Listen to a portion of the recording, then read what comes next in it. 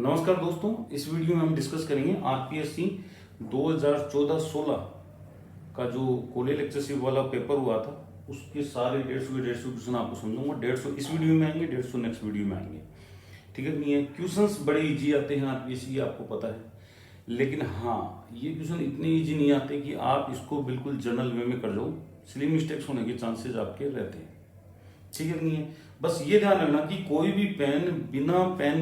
कोई भी क्वेश्चंस बिना पेन चलाए आप सोल्व करने की कोशिश न करें। पहली चीज, अगर आप बिना पेन चलाए सोल्व करने की कोशिश करोगे ना तो वहां पे क्वेश्चन सिली मिस्टेक्स के कारण गलत हो जाएंगे। किसके कारण? सिली मिस्टेक्स के कारण क्वेश्चंस गलत हो सकते हैं। तो आपसे रिक्वेस्ट है, पेन चला के कीजिए हर क्वेश्चंस को। ठीक है नहीं है? हाँ चलो देखो स्टार्ट करते हैं अपन। ये पहला पेपर है, फर्स्ट पेपर है ना? हाँ फर्स्ट पेपर, और सेकंड पेपर में इसके आगे का जो वीडियो आएगा उसमें आ जाएगा, आपको आज ही मिल जाएंगे दोनों वीडियो। ठीक है? The correct sequence of first ionisation energy of the following. तो आपको अच्छी तरह पता है कि ये जो बात कर रहा है किसकी कर रहा है? थर्ड पीरियड की बात कर रहा है। तो आपको अच्छी तरह पता है, अगर फर्स्ट पीरियड याद है तो थर्ड पीरियड भी आपको याद हो जाएगा। ठीक है? तो सबसे ज्यादा किसका होता है आयनाइजेशन पोटेंशियल? बताओ, देखो जवाब तो फटाफट सोचो एक बार, मैं जितनी देर में सेट करता हूँ। आपको पता है नियोन का होता है, फिर फ्लोरीन का होता है, फिर किसका होता है? नाइट्रोजन का होता है, फिर ऑक्सीजन का होता है, ये हाफ फील्ड कॉन्फिगरेशन की वजह से। फिर कार्बन का होता है, फिर आपका किसका होता है? बोरोन की बजाय बेरिलियम का होगा, है ना? फिर बोरोन होता है, और फिर लास्ट में कौन आएगा आपका? हाँ जी, लिथियम आएगा। सबसे कम आयनाइजेशन पोटेंशियल लिथियम का होता है। तो इसी प्रकार से अगर देखें तो यहाँ पे इसके नीचे कौन आएगा? ऑर्गन आएगा, इसके नीचे क्लोरीन आएगा, इसके नीचे कौन आएगा? हाँ जी, फॉस्फोरस आएगा, इसके नीचे सल्फर आएगा, इसके नीचे सिलिकॉन आएगा, इसके नीचे कौन आएगा? बेरिलियम के नीचे मैग्नीशियम आएगा, इसके नीचे एल्यूमिनियम आएगा, और इसके नीचे सोडियम आएगा। अब चेक कर लीजिए आप कौन सा आपका आंसर बैठा है। तो फॉस्फोरस सबसे ज्यादा कहाँ है? फॉस्फोरस थोड़ा चेक कर लो। फॉस्फोरस, सल्फर, सिलिकॉन है नहीं, मैग्नीशियम, एल्यूमिनियम और सोडियम, इसका मतलब फोर्थ आंसर है आपका। इस टाइप से क्वेश्चन करने हैं। जल्दीबाजी करोगे तो गलत हो जाएगा क्वेश्चन। पहले कह रहा हूँ बिल्कुल सिस्टमेटिक चलना है, पेन हर क्वेश्चंस में आपको चलाना है। ठीक है नहीं है? ये बोल रहा है which of the following element have positive value of first electron affinity. Positive value generally हम देखते हैं कि जो फर्स्ट इलेक्ट्रॉन एफिनिटी होती है वो नेगेटिव होती है, डिटेल से समझाया हुआ है। ठीक है नहीं है? तो ये पॉजिटिव कब आता है? जब आपका आउटर सेल फुल होता है तब पॉजिटिव आता है। जैसे आपका इनर्ट केसेज है उनके लिए पॉजिटिव है, हालांकि जीरो बोल देते हैं अपन बोलने को, लेकिन जबरदस्ती इलेक्ट्रॉन डालेंगे तो बिल्कुल एनर्जी आपको बाहर से देनी पड़ेगी। ठीक है नहीं है? तो लिथियम के पास एक इलेक्ट्रॉन की व्यवस्था है, इसके पास एक जगह इलेक्ट्रॉन ले सकता है ये, मतलब ठीक है नहीं है? नेगेटिव आ सकती है। बेरिलियम के पास नहीं है, आप देखा होगा बेरिलियम में लास्ट कॉन्फिगरेशन कितना है? 2 है। हालांकि लिथियम भी नहीं लेता है इलेक्ट्रॉन। ठीक है नहीं है? लेकिन हाँ पॉजिटिव किसका आएगा? पॉजिटिव बेरिलियम का आएगा। यहाँ पे बोरोन, कार्बन ऑब्वियसली लेते ही हैं। ठीक है? इसका सेकंड आंसर है। नेक्स्ट है the select the incorrect statement. Incorrect, ये करेक्ट इनकरेक्ट वाले क्वेश्चन आते हैं तो गोला कर दिया करो, वो क्या पूछना चाह रहा है। इनकरेक्ट, इनकरेक्ट का मतलब रॉन्ग पूछना चाह रहा है कि आपका स्टेटमेंट रॉन्ग कौन सा है। ऐसे क्वेश्चन स्लिप मिस्टेक्स के कारण गलती होती है। देखो सब्जेक्ट आपका पूरा पढ़ा हुआ रहेगा, कहीं कोई दिक्कत नहीं है, पूरा सिलेबस आपका कवर है, आपने खूब सारी प्रैक्टिस की है, लेकिन एक चीज जिसको अपन कभी अवॉइड नहीं कर सकते वो है silly mistakes. Silly mistakes human error है, होगी आपसे। ये आपसे नहीं, मेरे से भी हो सकती है। कोई 30 मार्क का होगा ना उससे भी हो जाएगी। सिली मिस्टेक्स होती हैं। ठीक है नहीं? तो सिली मिस्टेक्स का मिनिमाइज करने का एक ही तरीका है कि हवा में बात न करके सरफेस पे बात करो। जो आपके पास पेपर है उसमें काफी खाली जगह रहेगी, बिल्कुल लिखो, नोट डाउन कीजिए उसको, क्वेश्चंस को समझने की कोशिश कीजिए। ठीक है नहीं? अब आपको ये क्वेश्चंस पढ़ने के बाद यूं लग रहा है कि फजान रूल से रिलेटेड है। किससे? फजान रूल से। तो large negative ion favour covalency, large negative ion favour covalency, बिल्कुल सही बात है। अगर आपका नेगेटिव आयन की साइज बड़ी होगी तो उसका इलेक्ट्रॉन क्लाउड डिस्टोर्ट आसानी से करेगा कैटायन, और कोवैलेंट बॉन्ड वहां बनेगा, और क्या आएंगे आपके कोवैलेंट कैरेक्टर वहां पे इंट्रोड्यूस होंगे। बिल्कुल सही, करेक्ट स्टेटमेंट है। दूसरा लार्ज पॉजिटिव आयन, ये गलत है। स्मॉल पॉजिटिव आयन, और जो अपन ये बोलते हैं ना भाई कैटायन की साइज बड़ी होनी, कैटायन की साइज छोटी होनी चाहिए पोलराइजेशन के लिए, अगले का पोलराइजेशन करने के लिए। ठीक है नहीं है? और चार्ज ज्यादा होना चाहिए नेगेटिव आयन के ऊपर, पॉजिटिव आयन के ऊपर, और एनायन की साइज बड़ी होनी चाहिए। तो ये जो है ये स्टेटमेंट रॉन्ग है, तो इसका करेक्ट आंसर सेकंड हो जाएगा। ठीक है भाई, तो आराम से करना है, अपन को जल्दी भी नहीं है। ये बोल रहा है कि लार्जेस्ट बॉन्ड एंगल कौन सा है, वाटर में पता है 104, अमोनिया में 107, H2S में भी इतना ही होता है, वाटर जितना ही, वैसे 90 का होता है, आपको ड्रेको रूल समझाया था, ठीक है नहीं है। और इसमें क्या है, sp3 डिहाइब्रिडाइजेशन है, तो 3 लोन पेयर आपके रहेंगे, ठीक है, तो 180 का बॉन्ड एंगल आएगा, 4 इज द करेक्ट आंसर, ठीक है, कर सकते हो आराम से।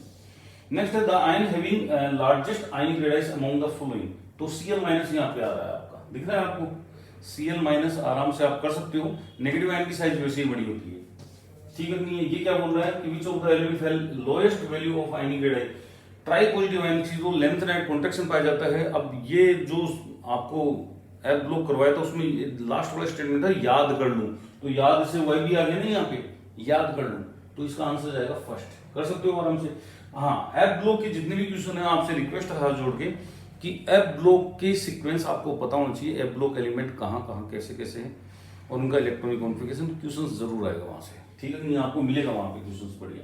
तो एप ब्लॉक के क्वेश्चन गलत मत कर जाना। The correct decreasing order of electronegativity of the following, तो ये तो पता है, ऊपर से नीचे जाने पर इलेक्ट्रोनेगेटिविटी डिक्रीज होगी, तो चेक कर लो, इलेक्ट्रोनेगेटिविटी डिक्रीजिंग ऑर्डर आपको फर्स्ट में मिल जाएगा, ठीक है। पोटेशियम नहीं दे रखा, कोई बात नहीं, कोई बात नहीं दे रखा, तो first is the correct answer.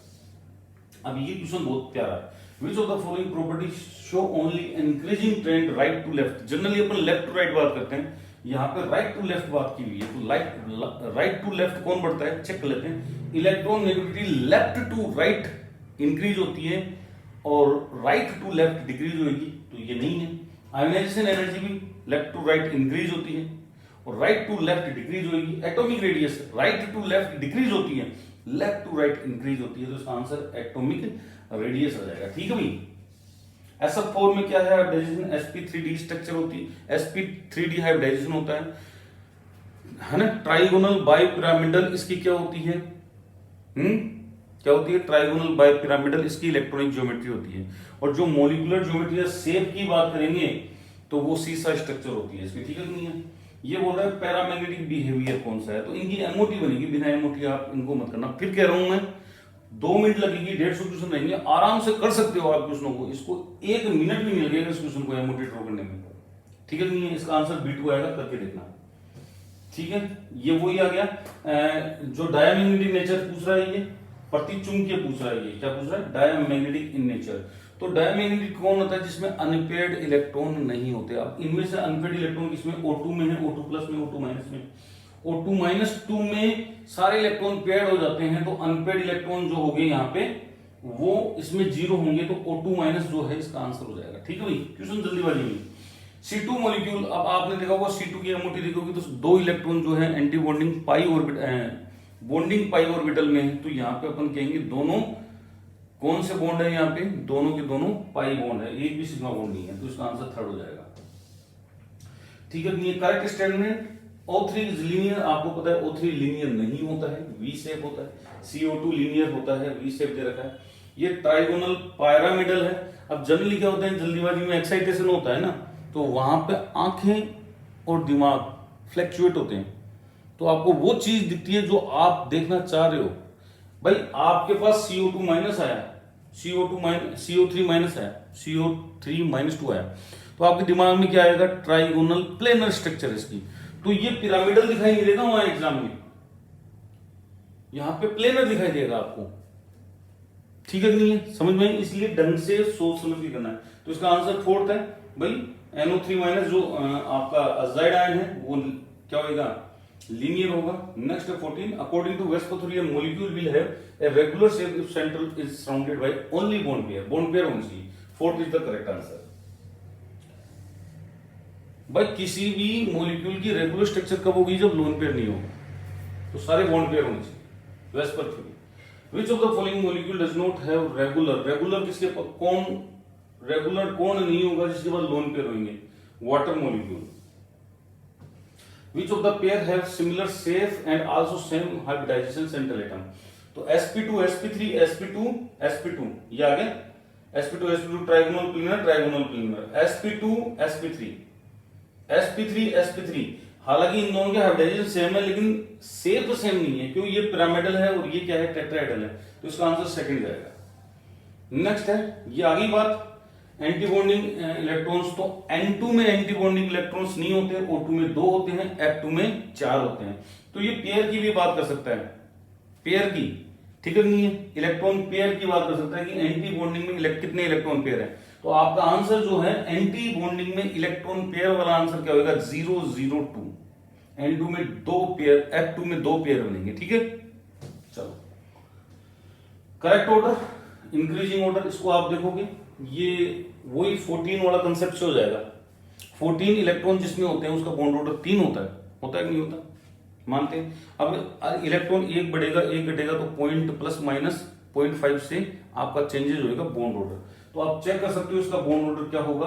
तो आप वैसे इसका आंसर चेक कर लो, 18 का 18th का आंसर चेक करोगे आप तो आपको मिल जाएगा 18th का आंसर फर्स्ट, यही आ रहा है आपका, ठीक है। चलो विच of the following is strongest base, strongest base, तो आपको पहले कॉन्जुगेट एसिड बनाना पड़ेगा, एसिड बेस में डिटेल से समझाया हुआ है। HF, H2O, NH3 और CH4, बात तो समझ में आई। अब इनमें से स्ट्रॉन्ग कौन है, बोले एसिडिक स्ट्रेंथ ये है, बिल्कुल सही बात है। जो स्ट्रॉन्ग एसिड होता है वो वीकेस्ट बेस बनाता है, F माइनस वीकेस्ट होगा, ये वीकेस्ट एसिड है तो ये स्ट्रॉन्गेस्ट बेस बनाया, तो इसका आंसर क्या जाएगा, CH3 माइनस। बिल्कुल सिंपल सा फंडा है, कर सकते हो आराम से, क्वेश्चन इजी है, इस टाइप के क्वेश्चंस आएंगे आपके। फिर है ये वाला, तो ये सॉल्वेंट सिस्टम में डिटेल से करवाया हुआ है और आपको बताया हुआ है कि कोई भी सिस्टम जो होता है, कोई भी सॉल्वेंट जो होता है वो ऑटो आयनाइज होता है।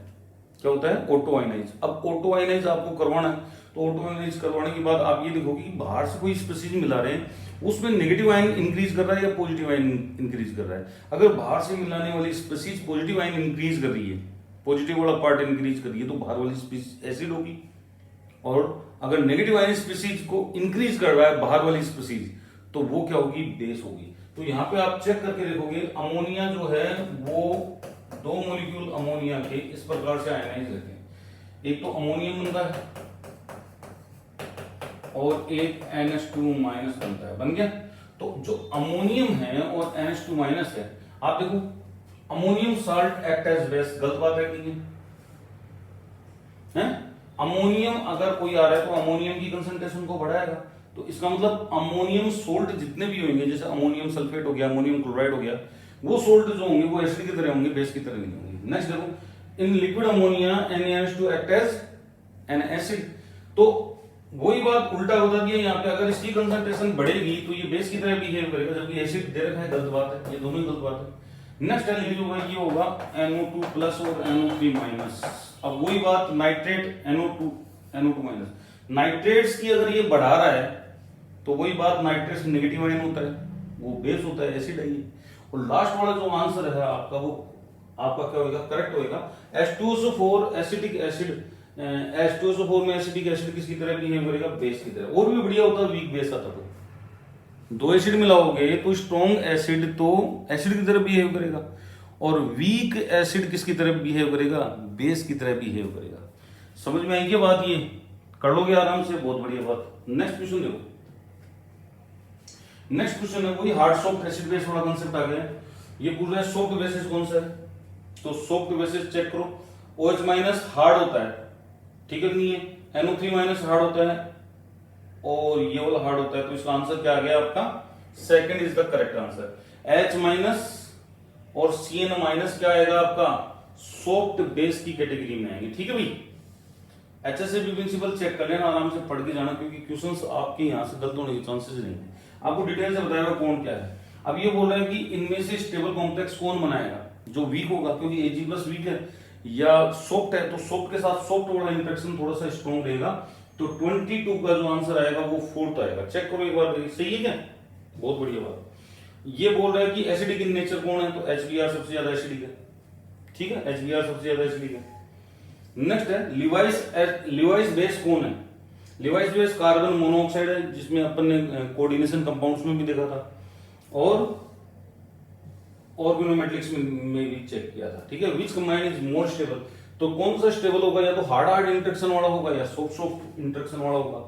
तो आपको दिख रहा होगा आयोडीन आपका सॉफ्ट है और सीजियम सॉफ्ट होता है, तो soft 4th answer is the correct answer. Bronsted Lowry के हिसाब से एसिड कौन है, तो एसिड वो होगा जिसके पास H प्लस होगा, ये वाला एसिड है, समझ में आई, H3O प्लस।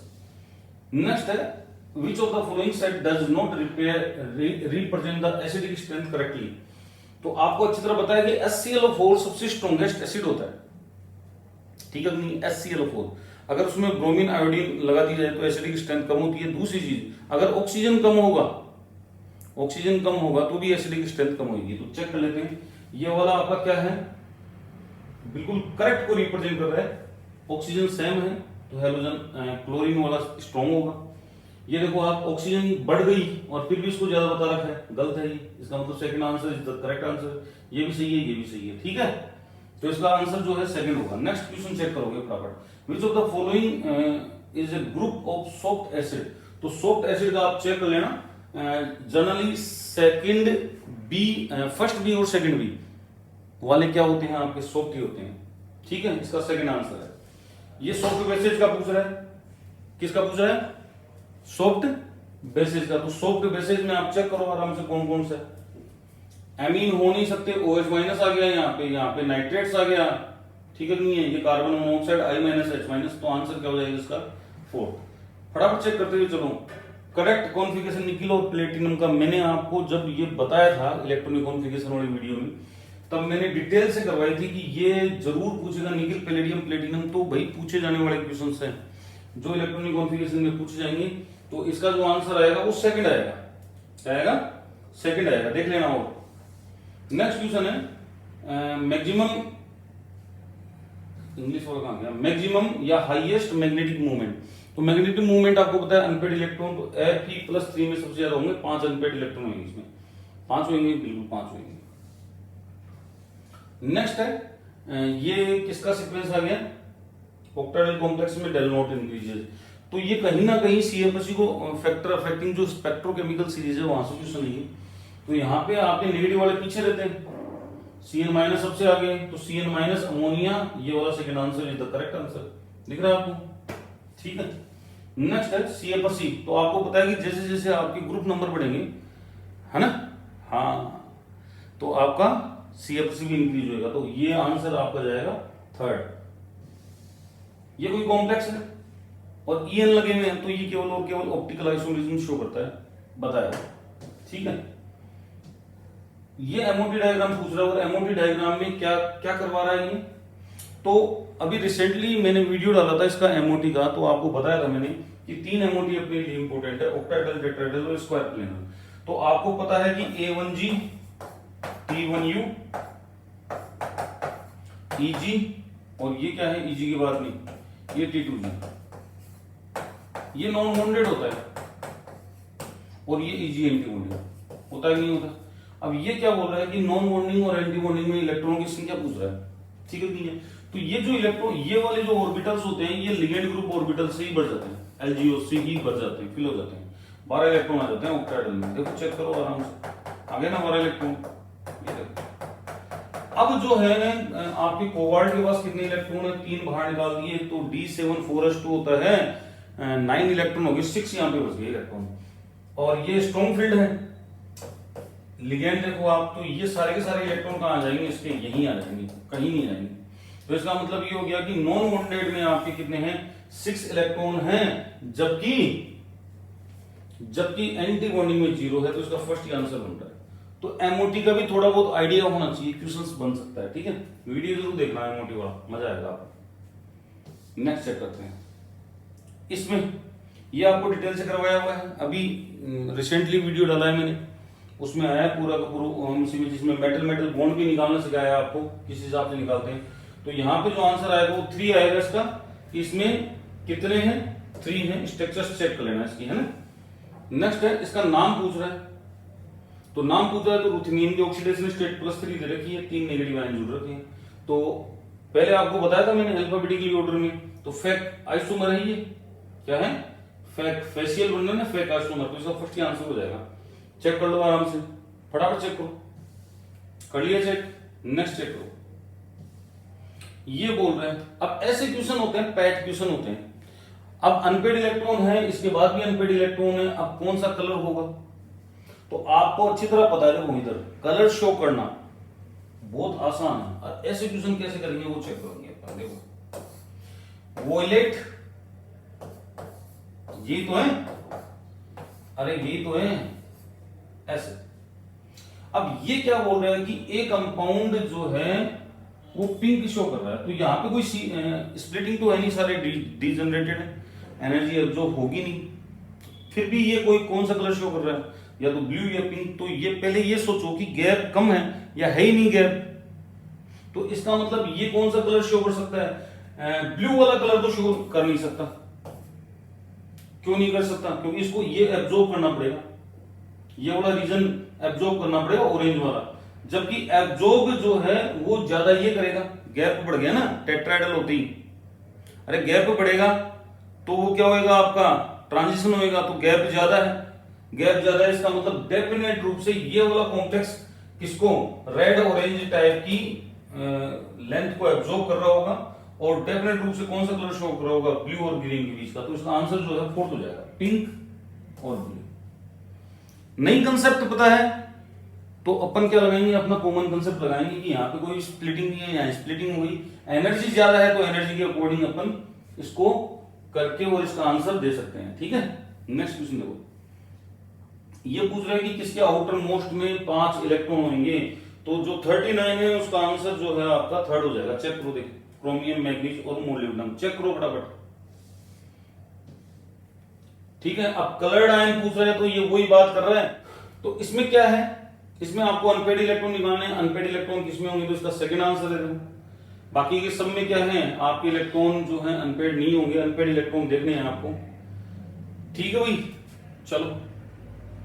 अरे बात सही है, इसमें सारे के सारे देखने हैं, कोई ऐसे नहीं कि भाई एक ही देखना है, सबके पास अनपेड इलेक्ट्रॉन होने चाहिए। क्लियर है, तो उस सेकंड है, सेकंड वाले के पास सबके पास अनपेड इलेक्ट्रॉन है। ये बोल रहा है कि मैक्सिमम नंबर ऑफ आयंस कौन देगा एक्वस सॉल्यूशन में, तो भैया पहले वाला 3 देगा, दूसरे वाला 4 देगा, तीसरे वाला 2 देगा, और ये पोटासियम भर भर के देगा, तो इसका आंसर पोटासियम हो जाएगा। ठीक है, क्या बोल रहा है ये, ऑक्सीडेशन नंबर ऑफ प्लेटिनम। तो यहां पे ऑक्सीडेशन नंबर कितना है, यहां तो +4 है, और यहां पे कितना है, यहां पे लग गया आपका -2, और ये इधर जाएगा। अच्छा, ये माइनस बाहर है ना, तो ये माइनस इधर जाएगा, तो प्लस, ये भी +2 है और ये भी +2 है, दोनों के दोनों +2 है भाई। तो इसका आंसर 42 का क्या जाएगा आंसर, 42 का आंसर जाएगा फोर्थ। 42 का आंसर क्या जाएगा, fourth. The complex square planar shape, क्यों दिमाग खवा रहे हो सेकंड। ये अच्छा क्वेश्चन है, पूछ लिया, बहुत बढ़िया बात। ऐसे ही क्वेश्चन आते हैं। 2,2,7 ट्राइमिथाइल ऑक्ट, 7 कार्बन बनाओ कर दो, ऑक्ट 8 कार्बन होंगे ना, 8 कार्बन, और 3 पर ओल लगाओ, 4 पर आयन लगाओ, लगा दिया। और 2 पर क्या लगाओ, 2 मिथाइल ग्रुप, 1 7 पे लगेगा, 1 2 3 4 5 6 7 लग गया। अब मिथाइल ग्रुप पूछ रहा है, तो 1 2 3 4 और 5 वाला आंसर कौन सा है, थर्ड। 44 का आएगा थर्ड। करना पड़ेगा, हवा में बात नहीं करनी है। ज्यादातर जो बच्चे हैं वो तो सब 3 मिथाइल ग्रुप है, मिल गया पहला ऑप्शन और मजे हो गए, नहीं ऐसे पूरा ड्रॉ करो। आईयूपीसी नाम पूछ रहा है, तो ये हो गया आपका 3 और 3 6, एक बीच में 7 का मतलब हेप्टेन आएगा। ठीक है, और ये एन प्रोपाइल ग्रुप है, तो ये आ जाएगा इसका third answer, 4,4 di n propyl heptane. बिल्कुल इजी क्वेश्चन आएंगे। इलेक्ट्रॉन रिलीजिंग इंडक्टिव इफेक्ट कौन शो करेगा, एल्किल ग्रुप करते हैं या नेगेटिवली चार्ज करते हैं, तो एल्किल ग्रुप दे रखा है सीधा सीधा। ये बोल रहा है कि इलेक्ट्रोमेरिक इफेक्ट के लिए करेक्ट कौन सा नहीं है, नॉट करेक्ट अबाउट। तो इलेक्ट्रोमेरिक इफेक्ट जो है मल्टीपल बॉन्ड एसेंशियल होते हैं, बिल्कुल सही बात है। आउटर अटैकिंग रिएजेंट रिक्वायर्ड होता है, बिल्कुल सही बात है। परमानेंट होता है, नहीं परमानेंट नहीं होता, टेम्परेरी होता है। Pi electron pair shift to other atom, बिल्कुल सही बात है। ठीक है भाई, 848 का देखो, most strong out of is the following. तो स्ट्रॉन्ग एसिड कौन सा है, बिल्कुल ऑर्थो इफेक्ट लग जाएगा, ortho nitrobenzoic acid, ortho nitrobenzoic acid. Next है the group showing positive mesomeric effect, जिसके पास लोन पेयर होते हैं, फोर्थ आंसर। हाँ जी, हाइपर कॉन्जुगेशन के लिए कौन सा सही नहीं है, not true. It is shown, it is also known as no bond resonance, बिल्कुल सही बात है, नो बॉन्ड रेजोनेंस कहलाता है। It involve overlapping of sigma orbital with pi orbital, बिल्कुल सही बात है। It give stability to the molecule, बिल्कुल स्टेबिलिटी की बात करते हैं, कार्बोकेटाइन की करते हैं, एल्कीन की करते हैं, ठीक है नहीं। सूडो टाइप, बिल्कुल ये सूडो टाइप नहीं है, सिस्टम टाइप का नहीं है, रियल है ये। तो इसको अपन क्या बोलेंगे, ये fourth is the correct statement. Wrong है लेकिन क्वेश्चन का आंसर फोर्थ है आपका, ठीक है। ये भी थर्ड क्लास क्वेश्चन था एकदम। न्यूक्लियोफाइल कौन सा है, तो न्यूक्लियोफाइल आपका एल्कोहल है। ऐसे ही क्वेश्चन आते हैं। Which of the following has highest boiling point, highest boiling point किसका होता है, तो हाइड्रोकार्बन के बाद में आपका ऑक्सीजन कंटेनिंग दे रखे हैं इसमें, n pentane, diethyl ether, butyl और अल्कोहल। अल्कोहल में हाइड्रोजन बॉन्डिंग पाई जाएगी, तो ऑब्वियसली हाइड्रोजन बॉन्डिंग वाले का क्या होगा, आपका बॉइलिंग पॉइंट हाईएस्ट होगा। Fourth is the correct answer, ठीक है। लोएस्ट बॉइलिंग पॉइंट और तो क्रिस्टोल आएगा इसका, क्यों आएगा, क्योंकि इसमें जो है अगर मान लो कि आप बात करें, देखो इधर आप para cresol, para bromo, meta bromo phenol, और ये क्या करते हैं, ये हाइड्रोजन बॉन्डिंग करते हैं। क्या करते हैं, हाइड्रोजन बॉन्डिंग। तो जब दो इंटरमोलिकुलर हाइड्रोजन बॉन्डिंग, एक इंट्रामोलिकुलर हाइड्रोजन बॉन्डिंग होती है, तो इंटरमोलिकुलर हाइड्रोजन बॉन्डिंग होती है तो बॉइलिंग पॉइंट बढ़ जाते हैं, इंट्रा में नहीं बढ़ते। तो ऑर्थोक्रिस्टोल इज द करेक्ट आंसर, ठीक है। अब ये पूछता है ratio of carbon naphthalene, anthracene और डाइफिनाइल मॉलिक्यूल में आपके कार्बन का रेशियो क्या है। तो नेफ्थलीन में तो 10 होते हैं, 4 4 8 तो 10 होते हैं। एंथ्रासीन में कितने होते हैं, 4 6 2 12 तो 14 होते हैं। और डाइफिनाइल में कितने होते हैं, डाइफिनाइल में 12 होंगे। काटो इसको, 5 7 6 क्या है आंसर, मिल गया। Second is the correct answer. चलिए, which of the following compound is not aromatic according to Huckel's rule, तो fourth is the correct answer. Cycloheptatriene जो है एरोमेटिक नहीं होगा, क्यों नहीं होगा, हक्कल्स रूल बात करता है कि 4n+2 डीलोकलाइज पाई इलेक्ट्रॉन होनी चाहिए। अब ये डीलोकलाइज नहीं हो रही क्योंकि यहाँ पे sp3 कार्बन एटम प्रेजेंट है, ठीक है। चलो नेक्स्ट है मोस्ट स्टेबल कार्बन आयन, इनमें से कार्बन आयन कौन सा है, तो जिसके ऊपर इलेक्ट्रॉन विड्रॉइंग ग्रुप लगे हुए हैं वो स्टेबल है, तो second is the correct answer, ठीक है। 57 स्ट्रॉन्गेस्ट बॉन्ड एनर्जी क्या है, अभी नीट में भी आया था ये वाला क्वेश्चन, CF, कौन सा, CF वाला, ठीक है। Which of the following possesses highest value of Kp, Kp की वैल्यू कौन रखेगा, जो स्ट्रॉन्ग बेस होगा। तो स्ट्रॉन्ग बेस कौन सा होता है भाई, एरोमेटिक तो होगा नहीं, एरोमेटिक हटा दो, 1 डिग्री 2 डिग्री 3 डिग्री, तो अपन कॉमन ऑर्डर क्या देते हैं, 2 1 3 तो देते हैं, तो इसका आंसर सेकंड आ जाएगा। Following compound exhibit intermolecular hydrogen bonding, chloral hydrate, chloral hydrate, ये क्लोरल हाइड्रेट है, और एक मात्र कंपाउंड ऐसा है जिसमें 2 OH ग्रुप एक कार्बन के ऊपर रहते हैं, तो इंट्रामोलिकुलर हाइड्रोजन बॉन्डिंग होती है इसके अंदर, ठीक है। नेक्स्ट है हाँ स्टॉप कंडेंसेशन, ये सारे कंडेंसेशन रिएक्शन जितनी भी दे रखी है उनको डिटेल से पढ़ लेना, क्योंकि उनमें थोड़ा सा क्या होता है, गड़बड़ हो जाती है, मिसमैच हो जाता है, क्वेश्चन गलत होने के चांसेस हो जाते हैं, तो आराम से कर सकते हो। 60 का आंसर क्या है, देखिए चेक करो फटाफट। 60 का आंसर क्या है, 60 का आंसर सेकंड है, चेक कर सकते हो आप। The product is alpha beta unsaturated, incorrect पूछ रहा है ये, हाँ तो ये इनकरेक्ट। देखो कंडेंसेशन है डाइएल्किल सक्सिनेट और एल्डिहाइड कीटोन के बीच में, और प्रोडक्ट जो है alpha beta unsaturated dicarboxylic acid नहीं होते, हाफ एस्टर होते हैं, समझ में आई, बेस की प्रेजेंस में होता है, बिल्कुल सही बात है। कैनिजारो नॉट गिवन, कैनिजारो वो नहीं देगा जिसके पास अल्फा हाइड्रोजन होते हैं, ये देखो लिख दिया, तो इसका सेकंड आंसर है।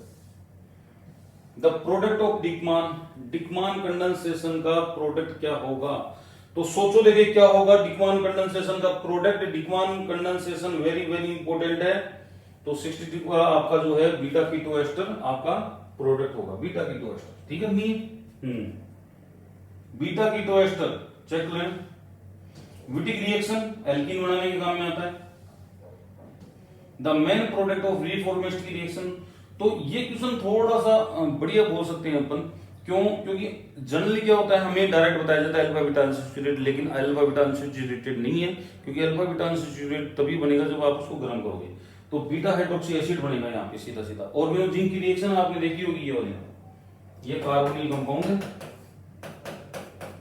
यहाँ पे ये ZnBr आ गया आपका COO, ये यहाँ पे अटैक करेगा, एल्कोहल बनेगा ऑब्वियसली। तो बीटा हाइड्रोक्सी एल्कोहल आपका प्रोटेक्ट हो जाएगा। Beta hydroxy alpha beta beta hydroxy ester, check कर लो। जल्दीबाजी मत करके आना, बस क्वेश्चनों को ढंग से पढ़ना और मोस्ट एप्रोप्रिएट आंसर देने की कोशिश करना, ठीक है। चलो, ये कौन सी रिएक्शन है बताने की जरूरत थोड़ी है, हाइड्रोक्लोरिक एसिड सिमेट्री रिएक्शन है। ये कौन सी है? अगर सोडियम अजाइड एसिड क्लोराइड आ जाता तो कौन सी हो जाती है आपकी? कर्टियस हो जाती। अमाइड आ जाता और एस Br2 और बेस दे दिया तो हाफमान रिएक्शन हो जाती है, ठीक है। Baeyer Villiger basically ketone to ester conversion के लिए दी गई थी, ठीक है। नहीं है तो Baeyer Villiger oxidation ketone to ester, याद रहना चाहिए ये, ठीक है। अब वही क्वेश्चन आ गया, पायरोल में कार्बन हाइड्रोजन और हाइड्रोजन कार्बन और नाइट्रोजन का रेशियो, तो कितना हाइड्रोजन होता है? 5 हाइड्रोजन होते हैं, 4 कार्बन होते हैं, 1 नाइट्रोजन होता है, ठीक है। The formation of cyanohydrin nucleophilic addition reaction का एग्जांपल है, ठीक है।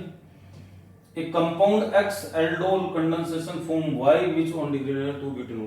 तो ऐसे क्वेश्चंस करवाए हुए हैं। 2 ब्यूटिनोल आपको मिलेगा, ये ब्यूटिनोल मिल रहा है, ब्यूटिनेल मिल गया। इसको क्लीवेज करवाओगे, यहाँ से क्लीवेज करवाओगे तो ये एसिड एल्डिहाइड मिलेंगे 2 मॉलिक्यूल। तो पहली चीज X तो पता लग गया आपको, क्या होएगा? एसिड एल्डिहाइड है क्या? बोले एथेनॉल है, एथेनॉल है तो बढ़िया बात है, ठीक है। नहीं है फिर आप क्या चेक करोगे? इससे पहले वाला प्रोडक्ट डिहाइड्रेशन से तो बना था, ये डिहाइड्रेशन से तो बना था, ये डिहाइड्रेशन इसी का तो करवाया था आपने, तभी तो ये बना था। तो ये क्या हो गया? बीटा हाइड्रोक्सी ब्यूटेनॉल, ठीक है भाई। तो इसका first answer is the correct answer, कर लोगे भाई? फर्स्ट है इसका आंसर। नेक्स्ट चेक करो, formaldehyde undergoes Cannizzaro reaction in presence of, तो आपको पता है मेथनॉल बनता है फॉर्मेल्डिहाइड और सोडियम फॉर्मेट बनेगा, क्या बनेगा? सोडियम फॉर्मेट, ठीक है। Benzoylate react with acetic anhydride, acetic anhydride के साथ रिएक्शन हो रही है, तो एनहाइड्राइड पर्किन रिएक्शन में ही काम में आती है, ठीक है। नहीं है पर्किन रिएक्शन, कर लोगे? नेक्स्ट है, ये देखो एनहाइड्राइड आ गया, वही पर्किन रिएक्शन आ गया। अब पर्किन रिएक्शन क्या है? एसिटिक एनहाइड्राइड में करवाते हैं तब तो सिनेमिक एसिड बनता है, पर ये क्या है आपका? एसिटिक नहीं है, ये प्रोपियोनिक एनहाइड्राइड है, तो प्रोपियोनिक एनहाइड्राइड की केस में अल्फा मिथाइल सिनेमिक एसिड बनेगा। क्वेश्चन सोच समझ के करना, ठीक है। नहीं है करके देखना, इसको हो जाएगा ये। एलिजरीन, तो एलिजरीन जो है ये स्ट्रक्चर होती है डाइज में, ये वाली। तो एलिजरीन की जो स्ट्रक्चर है वो ये ऐसी होती है, और ये दिख रहा होगा आपको, एंथ्राक्विनोइड है। क्या है? एंथ्राक्विनोइड। एंथ्रासीन है, उसका क्विनोन बना दिया, तो एंथ्राक्विनोइड डाइज है ये। कैसी है? एंथ्राक्विनोइड डाइज, तो याद रखना है इसको भी, अच्छा क्वेश्चन है ये। When chlorine is passed into cold solution anthracene, तो ये आपको बताया था 9th 10th पोजीशन पर क्या लगेगा? इसका हेलोजिनेशन होएगा एंथ्रासीन में, तो एंथ्रासीन डाई क्लोराइड बनेगा, कलोगे 9th 10th पोजीशन पे। Benzene diazonium salt is warmed in ethanol with copper powder. तो देखो इधर ये क्वेश्चन अच्छा है, पर इसका जो है आरपीएससी ने आंसर ये दिया हुआ है, ये दिया हुआ है फोर्थ, ठीक है। नहीं है, लेकिन फोर्थ इसका आंसर नहीं होगा। आरपीएससी ने फोर्थ दिया हुआ है, डाइफिनाइल बनेगा, पता नहीं क्यों दे दिया। बोम्बर्ग रिएक्शन से बनता है डाइएजोनियम सोल्ट से, ठीक है। नहीं है, इसमें से एक्चुअल में आंसर है ही नहीं, यहां पे वो होना चाहिए था OC2H5, ठीक है। नहीं है, ईथर बनते हैं, फिर भी क्या करें। और नए इस क्वेश्चन को डिलीट किया गया है, 75 का फोर्थ दिया गया है, कोई मतलब नहीं है, ठीक है। तो सोच समझ के करना क्वेश्चन को। चले आगे, नेक्स्ट देखो, furan undergoes Gattermann reaction to give, तो गाटरमान रिएक्शन होती है तो परफ्यूरल एल्डिहाइड लगता है फ्यूरेन के CHO, तो ये परफ्यूरल होता है। हेट्रोसाइक्लिक केमिस्ट्री में आपको समझाया CHO, ये देखो, ठीक है, बहुत बढ़िया बात। अच्छा, ये जो वीडियो है मैं प्रीमियर नहीं लगाऊंगा, आप इसको 2x की स्पीड पर करके देखें ताकि आपके क्वेश्चंस में आपकी एक्यूरेसी आए, ठीक है। नहीं है, हाँ ठीक है। नहीं है, 77 का क्वेश्चन देखते हैं। Which of the following does not undergoes Diels Alder reaction. तो आपको एक चीज बता दूं मैं, इसका आंसर फोर्थ है, फिर भी इस क्वेश्चन को आरपीएससी ने डिलीट किया है। आपको समझाया 1,3-ब्यूटाडाइन जाएगी, साइक्लोपेंटाडाइन जाएगी, फ्यूरेन जाएगी, तीनों जाती हैं और थायोफिन नहीं जाती है। और पता नहीं क्यों आरपीएससी ने इसको डिलीट किया हुआ 77 को। जिसको डिलीट करना चाहिए तो उसको तो किया नहीं, इसको किया। समझ में आई? तो अगर किसी का बुरा करना हो तो वो ऐसे ही करता है। समझ में आई? ये सब इसलिए होते हैं कि उनके बंदे जो हैं वो जो कट ऑफ के 1-1, 2-2 नंबर के आसपास रह रहे हैं, उनको लाने का तरीका है। ठीक है नहीं है? ये तो बताया था मैंने आपको, इसका क्वेश्चंस भी किया हुआ है। ठीक है नहीं है? हाँ, तो इसका जो आंसर होगा, सोच के देखो, देखिए इसका आंसर क्या होगा, फोर्थ होगा इसका आंसर। दिख रहा है आपको 78 का फोर्थ। ये करवाया हुआ है rearrangement, special type of rearrangement, Ciamician Dennstedt rearrangement नाम बताया हुआ इसका। तो इसका आंसर क्या जाएगा, फोर्थ जाएगा। Next question, the mixture of acetylene and hydrogen cyanide HCN pass out through a red hot tube.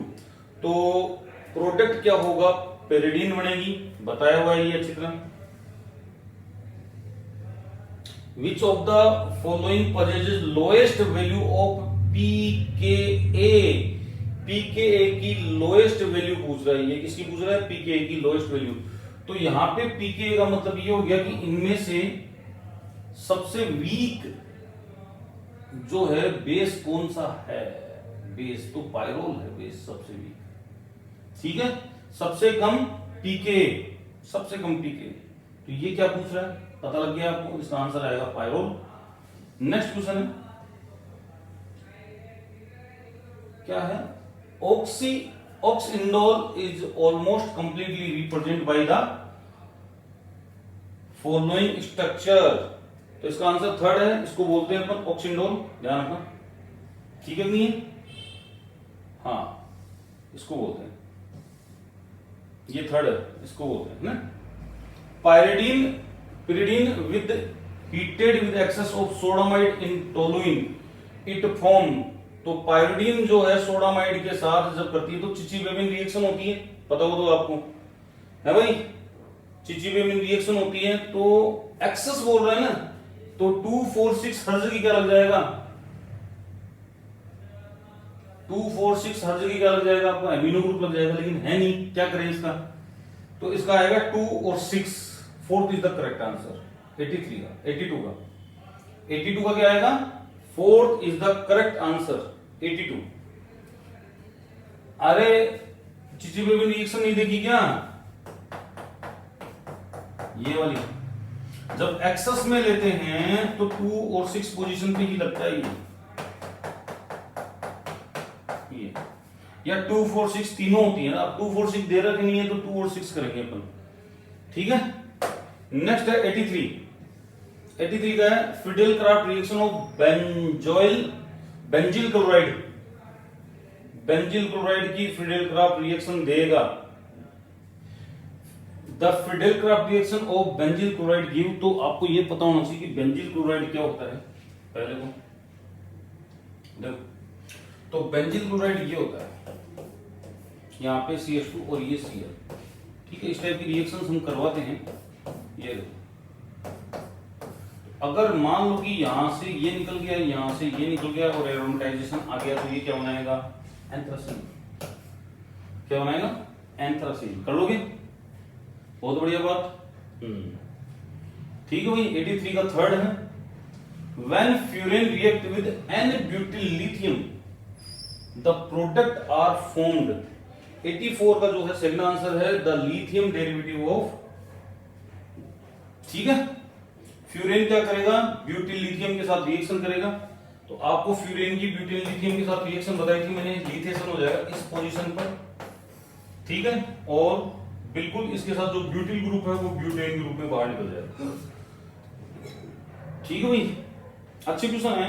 When thiophene is reduced with hydrogen gas in presence of Raney nickel. तो आपको पता है अच्छी तरह कि क्या है, क्या होगा आपका, एक तो हाइड्रोजन सल्फाइड बनेगा, एक ब्यूटेन, अच्छा निकिल सल्फाइड, ये क्या है? 85 का जो आंसर आएगा वो क्या आएगा आपका? बिल्कुल निकिल सल्फाइड ही बनेगा, क्योंकि सल्फर निकलती है गैस और ब्यूटेन बनता है, ब्यूटेन तो जमा नहीं, इसलिए first answer is the correct answer. ठीक है भाई। 86, which of the following is not correct for pyridine? Pyridine basic nature की होती है, बिल्कुल सही बात है। कोई दिक्कत? It resemble benzene in many its property, बिल्कुल सही बात है। It formed by mixture of ethylene HCl through red hot, ठीक है, when heated with n-butyl lithium, तो ये क्या बनाएगा? 2n-butyl pyridine बनाएगा। तो 86 का जो होना चाहिए आंसर, देखो इस क्वेश्चन में बड़ी आसानी से आपको बेवकूफ बनाया जा रहा है। बेसिक नेचर का होता है, बिल्कुल सही बात है, बेंजीन के सिंबल्स होता है, और बनाने के लिए एथिलीन दे दिया ना यहाँ पे, एसिटिलीन। अब लोगों के दिमाग में चलता है एसिटिलीन होना चाहिए HCl के साथ, बिल्कुल इसका आंसर जो होगा इसका थर्ड होगा आंसर। ठीक है, कोई दिक्कत, कोई समस्या? यहाँ पे क्या आना चाहिए था? एसिटिलीन, तब जाके ये आपका वैसे स्टेटमेंट सही होता, लेकिन ये गलत पूछ रहा है तो उसका गलत आंसर थर्ड हो जाएगा। ठीक है भाई, चलो नोमेनक्लेचर निकालना है, इसका कर लोगे वैसे आप, मैं करके बता देता हूँ इसका क्या आएगा आंसर। ठीक है, इसका आपका 1 इसको दोगे, 2 इसको दोगे, 3 इसको दोगे, 4 इसको दोगे, 1 से 3 मूव करोगे आप, कौन सी डायरेक्शन आ रही है? एंटी क्लॉकवाइज या क्लॉकवाइज? बोले सर क्लॉकवाइज आ रही है, तो क्लॉकवाइज आ रही है तो इसका आर होना चाहिए, लेकिन आर होगा नहीं, इसका है आंसर एस। तो इसका आंसर एस है, तो आंसर या तो थर्ड होगा या फोर्थ होगा। इसका भी चेक कर लेते हैं, 1 2 3 और 4। यहाँ पे अपन चले, इसका भी क्लॉकवाइज आ गया तो इसका आंसर आर ही होगा, तो इसका आंसर हो जाएगा थर्ड। 87 का जो आंसर है वो थर्ड है। कर लोगे भी, कहीं कोई दिक्कत 87 वाले में? बहुत बढ़िया बात। नेक्स्ट देखो, 88 का आपको करके देखना है, पर ये ध्यान रखना कि IUPAC नंबरिंग इन्होंने दे दी है ऑलरेडी, तो 2 पर क्या आएगा, 3 पर क्या आएगा वो चेक कर लेना। 1 2 3 1 2 3 1 2 3 1 2 3 S, और 1 2 3 1 2 3 1 2 3 1 2 3 R। ठीक है नहीं है? तो 2S 3R क्या है, इसका आंसर होगा। इसका भी 88 का भी क्या है आपका? 88 का क्या आंसर है बेटा? बिल्कुल सही है, फोर्थ आंसर है। बहुत बढ़िया बात। ये EZ का आ गया है, EZ कर लीजिए। ये तो क्या बन रहा है? E बन रहा है, ये Z बन रहा है। तो 2 पर क्या है आपका E और 4 पर Z। तो वैसे दे रखा नहीं है, कोई बात नहीं, ठीक है नहीं है, अपन लिख लेते हैं, इधर से नंबरिंग हो रखी है। तो पहले वाला क्या हो जाएगा आपका? E हो जाएगा, और हेक्साडाइन है। ठीक है भाई, कोई दिक्कत? तो इसका आंसर क्या आ जाएगा? Second is the correct answer. बहुत बढ़िया बात। नेक्स्ट देखो, ये क्या पूछ रहा चल रहा है, वही चीज है, चेक कर लो। 1 1 एक साइड है तो Z हो गया ये, और आप कैसे दोगे इसको numbering? 1 bromo 1 2 dichloro ethane, ethene ethene ethene, तो ये तो Z हो गया, Z इथीन इसका सेकंड आंसर है। कौन सा है इसका? 90 का सेकंड। चेक करो देखिए एक बार, 90 का सेकंड। ठीक है, 91 ये बोल रहा है according to EZ system the configuration for ABC are as follow. अब यहाँ पे जो है आप थोड़ा सा ध्यान रखना, सिस ट्रांस के हिसाब से चलना है। ठीक है नहीं, एक्सियल इक्वेटोरियल सिस ट्रांस वैसे ही चलना है। तो जिसका सिस आए उसका आपको Z बोलना है, जिसका ट्रांस है उसका E बोलना है। ठीक है, तो यहाँ पे आप देखोगे, चेक करो एक बार, ये क्या है? ये इक्वेटोरियल पर है, ये इक्वेटोरियल पर है, और ये भी इक्वेटोरियल पर है। 1 3 इक्वेटोरियल इक्वेटोरियल, या 1 3 एक्सियल एक्सियल, क्योंकि एच के सेंस में भी अपन दे सकते हैं इसको। ठीक है नहीं है? तो 1 2 में तो ये ट्रांस होते हैं, 1 3 में ये सिस होंगे। ठीक है नहीं है? ए वाले में Z आएगा, ये ऑब्वियसली E आएगा, और ये क्या आएगा आपका? Z आएगा। तो Z E Z कौन सा आंसर आएगा इसका? चेक करो देखिए एक बार, फटाफट चेक कर लो। 91 का क्या आंसर आएगा भाई? 91 का फोर्थ आएगा, Z E Z। ठीक है भाई, हाँ जी। रोम कौन सा है? 2 क्लोरोप्रोपेन में सम्मिति तल होता है, 2 क्लोरोप्रोपेन होगा। 2 क्लोरोप्रोपेन एक कायरल है, बिल्कुल होगा। रॉन्ग स्टेटमेंट पूछ रहा है ये। 2 chloro does not possess plane of symmetry. अच्छा, 2 chloro butane does not have plane symmetry, बिल्कुल सही बात है। 2 chloro butane is a chiral, बिल्कुल इसका फोर्थ आंसर होएगा, ये कायरल होता है 2 क्लोरो ब्यूटेन। 4 कार्बन का रह गया ना ये ऐसे, तो ये कायरल है, चेक करो क्या है, कायरल। सिली मिस्टेक्स मत कर देना, नहीं तो क्वेश्चन गलत हो जाएगा। 93 का चेक करो आप, देखिए फटाफट। 93 ऑक्सोक्रोम, तो ऑक्सोक्रोम जिसके पास लोन पे रहेंगे वही ऑक्सोक्रोम होता है, हालांकि ये भी ऑक्सोक्रोम होता है लेकिन ये प्योर ऑक्सोक्रोम है, ठीक है। चलो, the different kind of environment of hydrogen atom present in NMR signal given by, है ना, नंबर ऑफ सिग्नल्स के द्वारा दी जाती है। Answer first, number of signals, है ना। एथेनॉल में कितने सिग्नल्स आते हैं? अब वही बात है कि एथेनॉल कॉमर्शियली लिया गया है या प्योर लिया गया है, डिपेंड करेगा। अगर अपन प्योर लेते हैं तो सिग्नल आते हैं 3, और अगर कॉमर्शियली लेते हैं तो 3 आते हैं सिग्नल 2। कितने आते हैं? सिग्नल आते हैं 2, क्योंकि प्रोटॉन एक्सचेंज पाया जाता है वहां पे तेजी से। तो 95 का आरपीएससी वालों ने थर्ड आंसर दिया है 3, तो 3 पे जाना, प्योर की बात कर रहा है ना, ठीक है भाई। नेक्स्ट है फिंगरप्रिंट रीजन, आपको बताया हुआ है, पहला ही आंसर है 50 से 1500। M/Z4 molecular and give for compound, ये क्या देगा आपको? M/Z, यानी M/E मास स्पेक्ट्रोस्कोपी की बात कर रहा है ये बेसिकली। तो नंबर ऑफ प्रोटॉन नहीं देता, मोलिकुलर वेट दे देता है आपको। नंबर ऑफ एटम्स नहीं देगा, मोलिकुलर फॉर्मूला नहीं देगा, तो मोलिकुलर वेट आ जाएगा यहाँ पे। ये क्या है? ये बोल रहा है कि the intensity of M+1 peak can be use to know number of M+1 peak. फटाफट चेक करो, बताओ। कार्बन, बिल्कुल सिंपल सा, ठीक है, नहीं है केवल कार्बन परमाणु, ओनली कार्बन एटम। 98 का आपका फर्स्ट आएगा। 99 the free radical intermediate ESR, ठीक है। The following transformation is example of, अब आप यहां पे गौर से चेक करोगे कि ये जो Mg है, मैग्नीशियम, देखो इधर 26 है, ठीक है,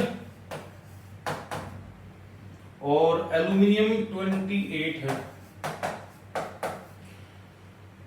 तो बड़ी आसानी से आप ये देख सकते हो कि यहाँ पे +2, यानी कि एटॉमिक नंबर है, ये क्या नाम, मास नंबर 2, और ये +1। अब ये +1 कौन इंक्रीज करेगा? अल्फा पार्टिकल तो 2 इंक्रीज करता है अगर बम्बार्डमेंट करवाए तो। ड्यूटेरॉन जो है, ड्यूटेरियम यानी कि ये वाला, बिल्कुल परफेक्ट है, अगर ये इसमें जोड़ देंगे तो ये आ जाएगा, तो इसका आंसर जो है सेकंड आ जाएगा। प्रोटॉन में क्या होता है कि दोनों में एक एक चेंज होता है, और न्यूट्रॉन में केवल और केवल मास नंबर चेंज होगा 1 से। तो इसका आंसर कौन सा जाएगा? 100 का, बिल्कुल। एक्स को पहचानने की एक्स क्या है, तो आपको ये मैंने सिखाया हुआ है सारा का सारा, ठीक है, फिर भी एक बार और देख लो। देखो इधर, इसमें से माइनस करना है आपको। 228 में से माइनस क्या करोगे? ये देखो यहाँ पे कितने अल्फा है? 5, तो 20 माइनस करना है 208। अब 208 के अपने पास 2 आंसर हैं, या तो ये है या ये है, इतनी रामेंट नहीं करनी अपन को साथ में 89 में से 12 में माइनस और करने इसके 10 और माइनस करने, यानी 79, और साथ में 79 में कितने ऐड करने हैं अपन को? 3 ऐड करने हैं, तो ये कितना हो जाएगा? 82। तो इसका आंसर जो है वो सेकंड हो जाएगा, किसका? 101 का, 101 का second is the correct answer. कर लोगे ना? न्यूक्लियर की क्वेश्चन है, बिल्कुल सिंपल सिंपल आएंगे। चलो नेक्स्ट देखो, the SI unit of radio activity, radio activity की एसआई यूनिट क्या होगी? इसकी जो एसआई यूनिट होती है वो बेकुरल होती है, ठीक है भाई। नेक्स्ट ये क्या बोल रहा है? Which of the nuclide show branching decay, कौन सा न्यूक्लियाइड है जो ब्रांचिंग डीके शो करेगा? ब्रांचिंग, अब ये ब्रांचिंग डीके से क्या मतलब है? कि भाई साइड में जा, ब्रांचिंग डीके का मतलब होता है बिल्कुल स्ट्रेट न जाके इधर इधर डीके भी शो करे, ठीक है। नहीं है तो आप ये देखोगे कि अपनी जो सीरीज है उनसे कौन सा मैच नहीं कर रहा। एक तो सीरीज अपनी 4n होती है, एक 4n+1 होती है, एक 4n+2 होती है, 4n+3 होती है, ये 3 सीरीज अपनी होती है, 4 सीरीज होती है। तो उसमें बिस्मिथ का कहीं भी नाम नहीं आता है। आता है क्या? है, नेपच्यूनियम, थ्योरियम, प्लूटोनियम, यूरेनियम, 4 तो सीरीज है अपने पास। तो आपको दिख रहा है ये सारी सारी स्टेट है, तो ये वाली कौन सी होगी आपकी ब्रांचिंग डीके शो करने वाली। यानी कुल मिला के बात ये है नेचुरल जो डीके सीरीज नहीं है, कुल मिला के बात ये, ठीक है नहीं है। Last member of radio active क्या है ये, last member of radio active disintegration thorium series. तो इसका आंसर क्या जाएगा भाई, दिख गया होगा, लेड 208।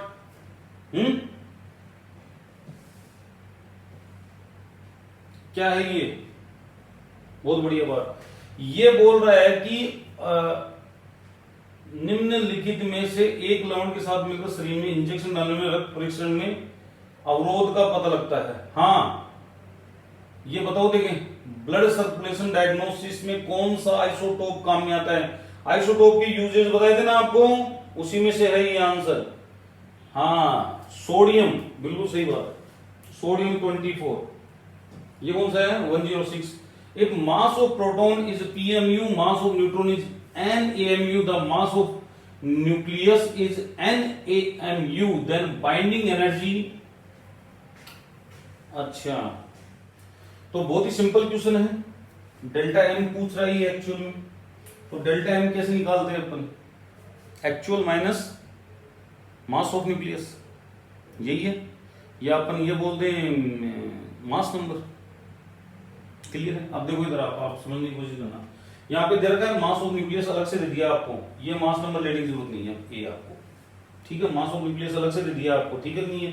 तो यहाँ पे आप क्या करोगे, कितने प्रोटॉन हैं, Z, तो Z प्रोटॉन है तो Z को तो मल्टीप्लाई करो इसके प्रोटॉन के मास से, कर दिया मल्टीप्लाई, और इसमें ऐड कर दो आपका न्यूट्रॉन की संख्या को, इससे मल्टीप्लाई करोगे NaMu से, तो न्यूट्रॉन की संख्या है नहीं तो Z माइनस ए कर लो, तो A माइनस Z कर लो, सॉरी A माइनस Z कर लो, तो A माइनस Z इन दोनों का सम ये ना, और फिर क्या निकाल दिया आपका N, तो N माइनस कर दिया, तो ये डेल्टा M आ गया। और आपको पता है बाइंडिंग एनर्जी कैसे निकलेगी, 931.5 मेगा इलेक्ट्रॉन वोल्ट, और ये जो एनर्जी है वो 1 AMU मास की एनर्जी की इक्वल है, ये पता होना चाहिए आपको, ये वाली एनर्जी, ठीक है भाई। तो कर सकते हो इस क्वेश्चन को भी, इसका फर्स्ट ही आंसर है। नेक्स्ट क्वेश्चन चेक करो।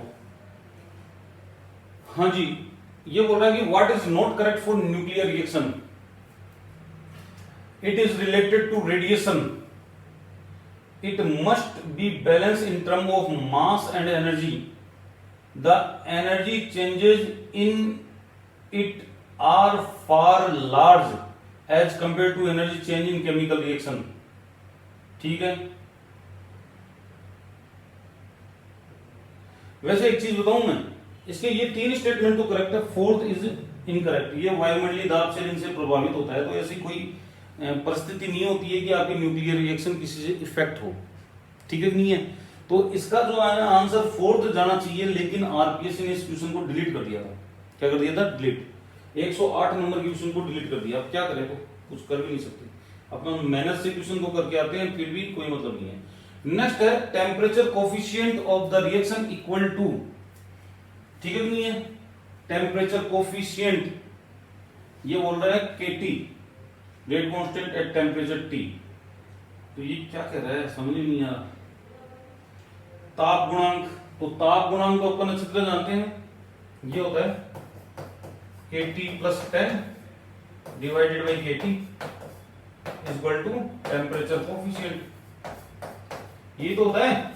आप देख लो, आप 10 टेम्परेचर का डिफरेंस किसका है, यही है, तो इसका आंसर सेकंड है, टेम्परेचर कोफिशिएंट। याद है किसी भी अभिक्रिया का ताप 10 डिग्री सेंटीग्रेड बढ़ाने से उसकी रेट ऑफ रिएक्शन 2 से 3 गुना इंक्रीज हो जाती है, टेम्परेचर कोफिशिएंट। ये भी अच्छा क्वेश्चन है, 110 में ये पूछ रहा है कि इसमें से चेन प्रोपेगेशन स्टेप कौन सी है।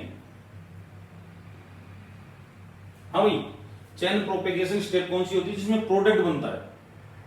तो देखो इधर प्रोडक्ट का डिकम्पोजिशन हो रहा है, ये वाली चेन प्रोपेगेशन है, ये वाली भी चेन प्रोपेगेशन है, और ये तो इनिबिशन स्टेप है ना, और ये वाली चेन प्रोपेगेशन। इसका मतलब इसका 4th answer is the correct, दोनों हो जाएंगे आपके प्रोपेगेशन में।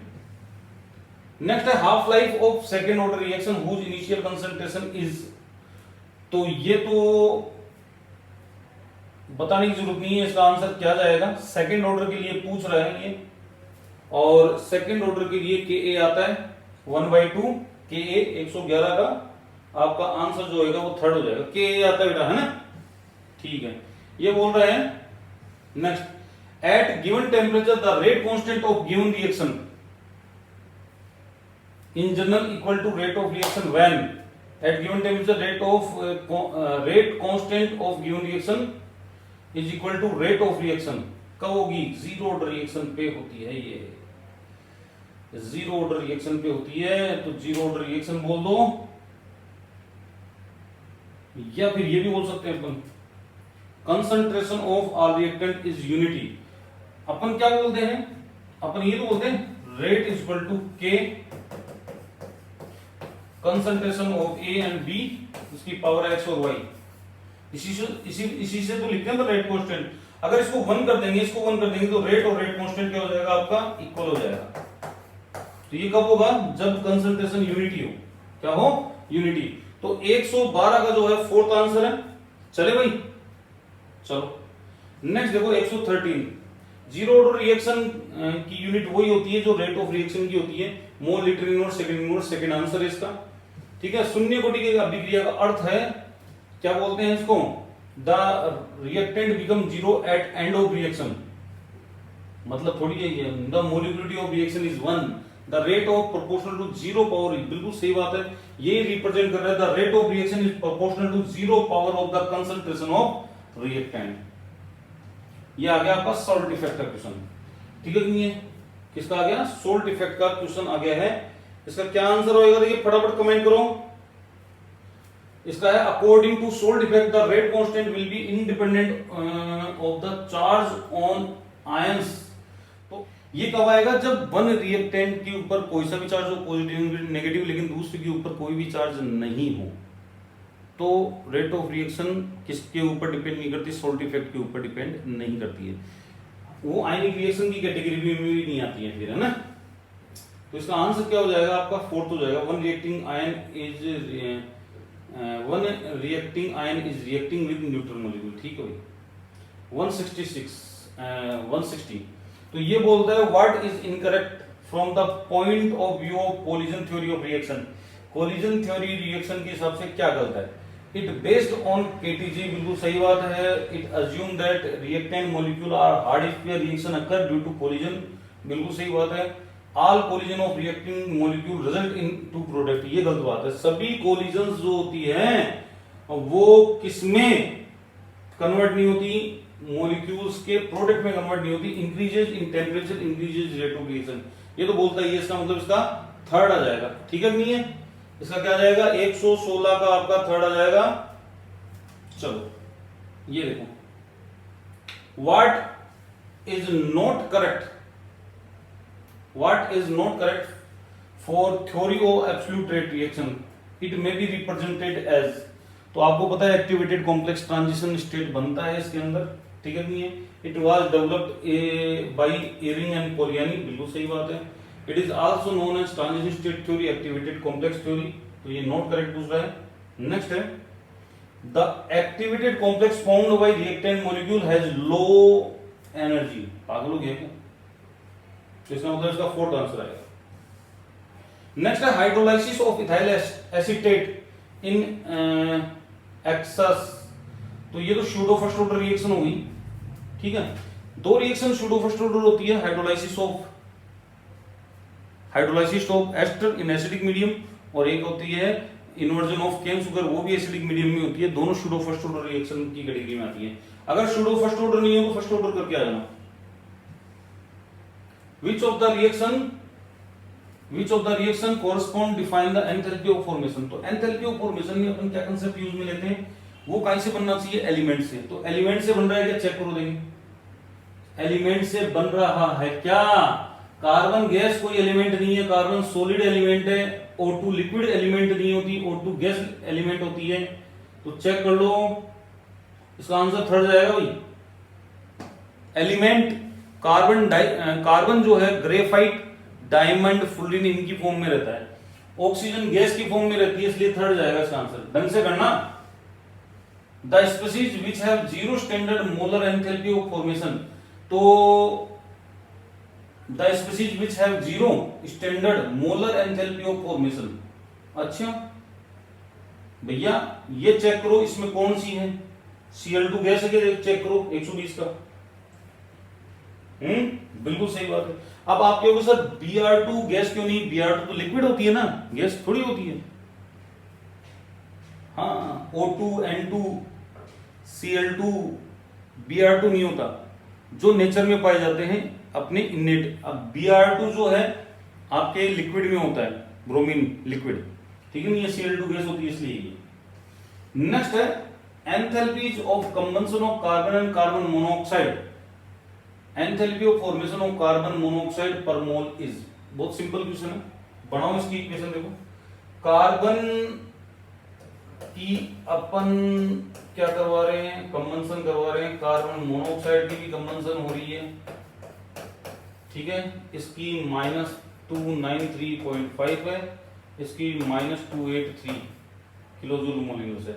अब enthalpy formation of carbon monoxide पूछ रहा है, तो ये पूछ रहा है, ये वाला पूछ रहा है, तो ये पूछ रहा है, तो इसको तो उल्टा करना पड़ेगा पहले, क्योंकि अपन को CO चाहिए। तो जब उल्टा करोगे तो ये पॉजिटिव आ जाएगा, इसको नीचे लिख देते ना अपन इस इक्वेशन को, है ना। CO2 क्या भाई CO, और ये कितना आ गया प्लस हाफ O2 और प्लस 283। तो इस इक्वेशन को और इस इक्वेशन को जोड़ूंगा तो बीच वाली इक्वेशन आएगी। तो कुल मिला के बात ये है कि जोड़ो -293.5 में कितना जोड़ दो, +283.0। तो आप सीधा सीधा घटा दो ना, 0.5011 110.5 आएगा, वो भी माइनस में। ठीक है भाई, कर लोगे इस टाइप की न्यूमेरिकल, बिल्कुल इजी न्यूमेरिकल्स आएंगे। नेक्स्ट है एंथैल्पी ऑफ न्यूट्रलाइजेशन 13.6। तो 13.6 जो होती है न्यूट्रलाइजेशन, वो होती है स्ट्रॉन्ग एसिड और स्ट्रॉन्ग बेस की। तो भैया इसका सेकंड आंसर 122 का क्या है आपका सेकंड आंसर, कर लोगे। ये आ गई बर्थ-होल्ट इक्वेशन, कौन सी है, कैन बी गिवन। तो बर्थ-होल्ट इक्वेशन एक्चुअल में क्या होता है, आपका जो वन डर वाल इक्वेशन होती है उसी से ड्राइव होती है। तो यहां पे आपका PVRT सही है, ABTV²। इसमें जो आपका जो है यहां पे तो दोनों माइनस का दे रखा है, यहां पे A गायब है और यहां पे दोनों प्लस का कर दिया। तो इसका आंसर आप थर्ड याद रखना, ये रिपीट हो सकता है क्वेश्चन 123 का थर्ड याद रखना। हाँ उसको सोल्व कर सकते हो हालांकि करने को तो, लेकिन आपको डायरेक्ट याद रखनी है बर्थ-होल्ट रिएक्शन इक्वेशन कौन सी है, ये आपकी थर्ड वाली कोई कर लोगे आराम से, याद रखना इस क्वेश्चन को, रिपीट हो सकता है, कोई बड़ी बात नहीं। और ये सीधा सीधा पैट इक्वेशन है RPSC का, डायरेक्ट आया है। जूल-थॉमसन एक्सप्रेशन इज आइसोएंथैल्पिक है भाई, आइसोएंथैल्पिक हो सकता है, आप बोल सकते हो इसको एडियाबैटिक एक्सपेंशन होता है एक्चुअल में।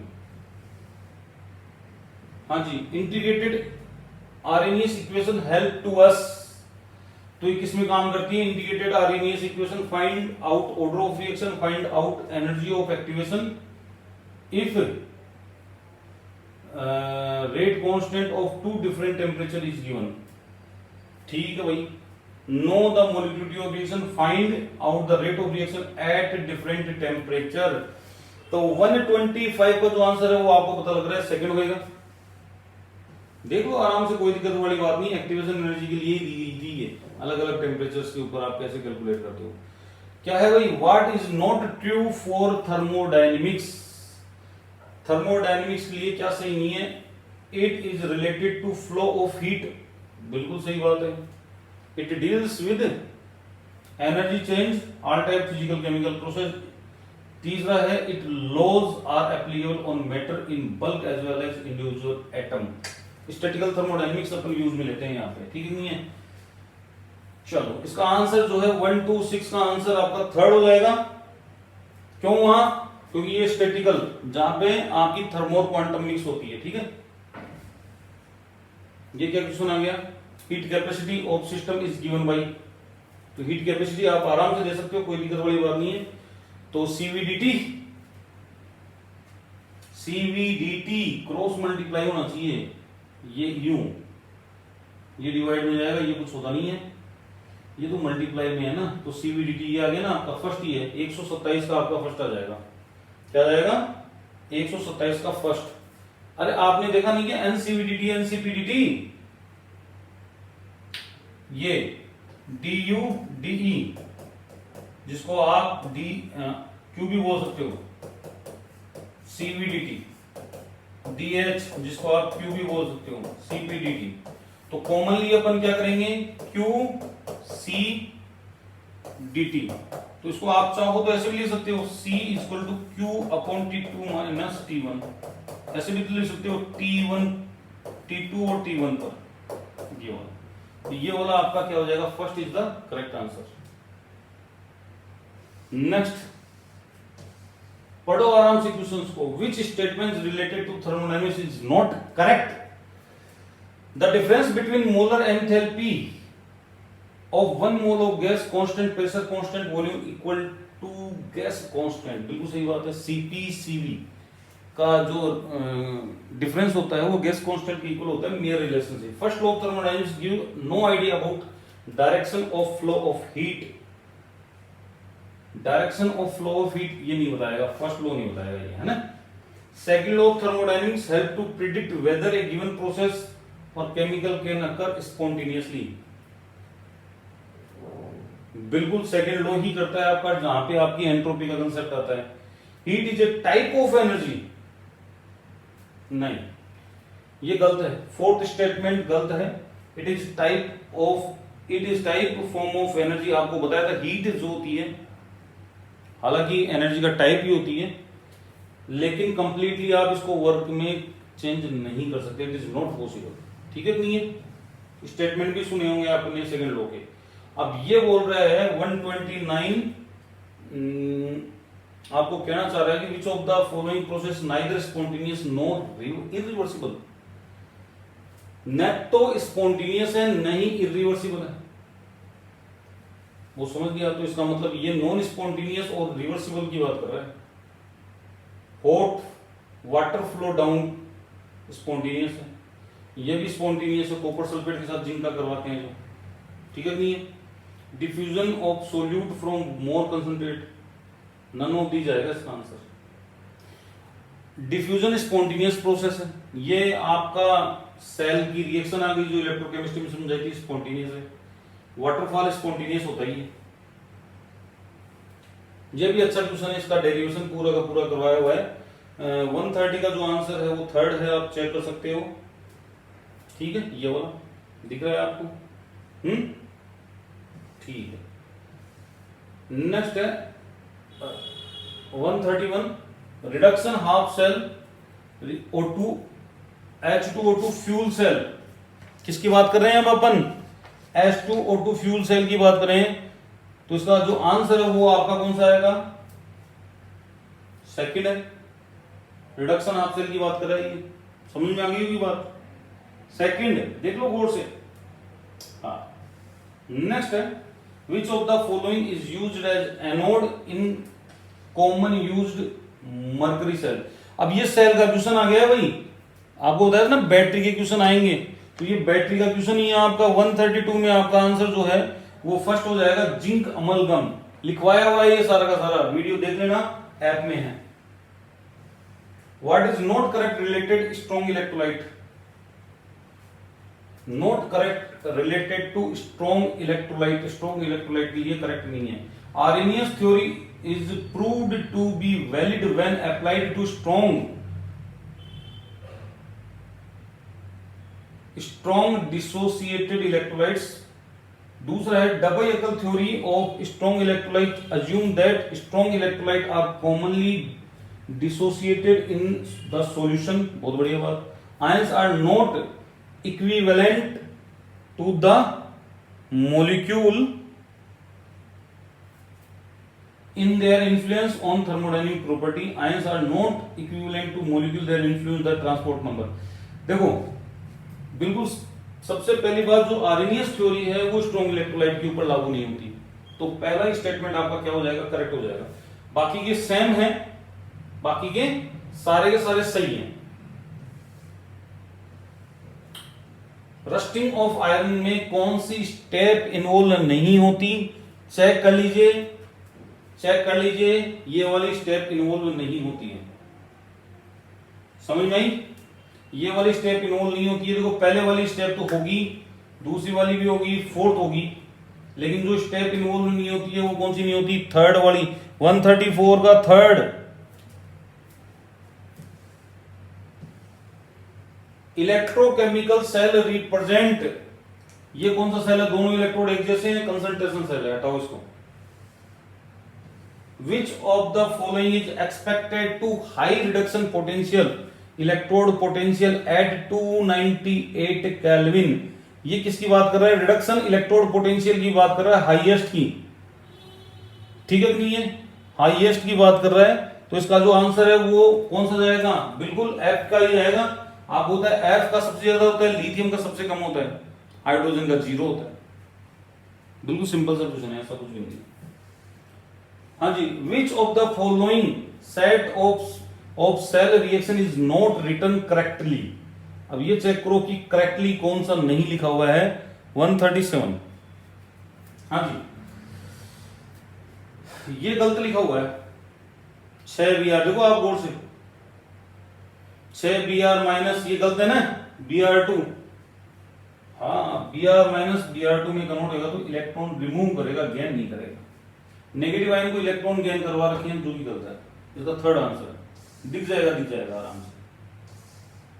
ये भी अच्छा क्वेश्चन है। Zinc rod placed in 0.1 m solution of zinc sulphate at 25 if the salt is dissociated to extent 95% at this dilution and E note आपको दे रखा है माइनस, पर माइनस, अच्छा माइनस दे रखा है, then the potential of electrode this temperature can be given by, तो देखो इधर 95% कर रखा है ना इसने, 0.1 दे रखा है, 0.1 का 95 हो गया 0.095, तो ये प्रोडक्ट साइड में जाएगा, तो प्रोडक्ट साइड में जाएगा तो भैया इसकी नॉन इक्वेशन बन जाएगी। ये फर्स्ट ही है इसका आंसर, चेक कर लो, दिमाग लगाने की जरूरत नहीं है। ये भी हो सकता है यार, होने को तो क्या है।